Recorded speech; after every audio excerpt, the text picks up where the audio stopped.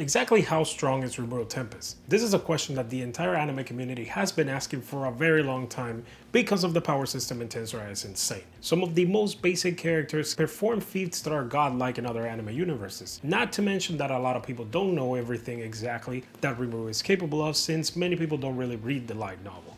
So today I will cover every single skill and ability that Rimuru possesses in order for you guys to understand just how massively broken he is. Keep in mind that there will be severe spoilers throughout this video, as well as this isn't even his final form, because currently Rimuru was sent to the end of space and time, where he would likely come back from much more powerful than he currently is. So without further ado, let's get into it. I'm gonna start off by listing his equipment, and Rimuru actually possesses a god grade blade called the Drago Blade. This blade is so powerful that alone it contains an existence value of over 2 million. Just to put it into perspective, Frey, the previous Demon Lord, Beretta, and even Yuki do not have an existence value of 2 million or more. And Rimuru's blade does, but that's not all. His sword also has 2 slots to insert 2 dragon cores. That's right, Rimuru has a skill called the True Dragon Nucleation, which I will explain further later in the video, where he basically takes the energy of 2 true dragons, the most powerful beings in the entire universe, and add their power to the blade. Just think about that for a second. Now let's talk about his tolerances, or what he is immune to.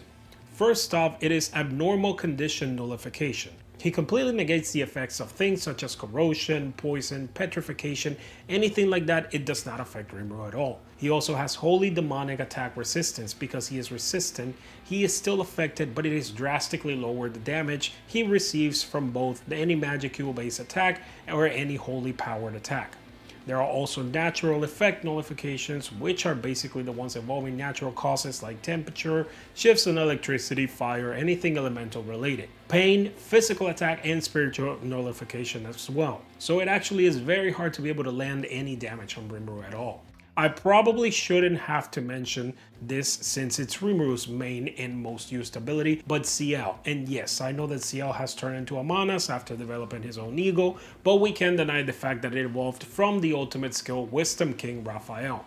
And since it is essentially an extension of Rimuru but much smarter, Ciel also blocks any type of mind control attempt on anybody makes on Rimuru to read his thoughts, and not to mention manage basically every single skill that Rimuru has and be the main connection between Rimuru and all of his subordinates. Ciel is also the main reason Rimuru is able to use Nihility Collapse. Since it is a source of energy so unstable and hard to control, Ciel facilitates it so that Rimuru is able to use it.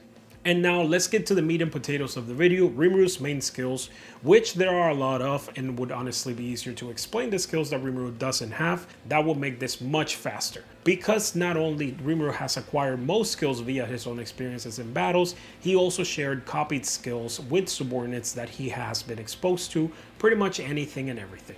So let's start with Rimuru's ultimate skills. And he currently possesses 2 ultimate skills from the Lovecraftian series. Now this isn't a canon series, however they have been named that by the fandom because the skills are basically named after gods from the H.P. Lovecraft novels. The reason these ultimates are so powerful is because they are a combination of several ultimate skills, giving them the potency level that we have never seen before. Starting off with Void God Asathoth. This one was the combination of the ultimate skill Lord of Gluttony Beelzebub and Wisdom King Raphael, as well as incorporation of the true dragon magic Veldra and Velgrind. Sub-skills are several, starting with the Soul Gluttony, which is the same gluttony ability he used to having, however this version is on a massive steroids, allowing Rimuru to devour anything including the soul of his target while ignoring space and time. And then the True Dragon releases, which he has 2 for the 2 dragons that he had absorbed, being Velgrind the Scorched Dragon and Veldra the Storm Dragon. There's actually 2 abilities in which he can use the power of said True Dragons, for one being True Dragon Release, where Rimuru can create a parallel existence of both Veldra and Velgrind, which also include their power, and it exists simultaneously assimilated with Rimuru. The second way would be the True Dragon Nucleation. This one goes hand in hand with the True Dragon release, because if Rimuru is not using the True Dragon energy in him via the release, he can actually materialize that energy into 2 small spherical cores, which contain the energy of a True Dragon each. And then he can place those cores into his sword, creating a weapon of unimaginable power, because it contains the power of 2 True Dragons into it. Moving on to his other Lovecraftian ultimate skill being Shub Niggurath, which was created with the essence of his previous ultimate skill, Uriel, before he gave it away. And this ultimate skill is what makes Rimuru so diverse. With Shub Niggurath, Rimuru is able to create brand new skills using data and information he gathered from using Food Chain, which is a skill that allows him and his subordinates to share skills and strength or power between each other. By analyzing his subordinate skills, Rimuru can create new skills for himself or for them. He also has the sub-skill skill duplication, and just like the name suggests, Rimuru is able to create copies of any skill that he analyzes fully. There's also the ability of gift skills, which he uses with his subordinates as long as they are compatible with whatever skill he has created. And lastly, a skill storage where he basically saves all of the data analyzed from other skills. That is basically scratching the surface, since Rimuru has included several other skills in those that weren't even mentioned because they were tied to other skills like, for example, Shant Annulment, Thought Acceleration, All of Creation, which lets him comprehend anything as long as he has a basic understanding of what it is, and many other unique skills, extra skills, and common skills.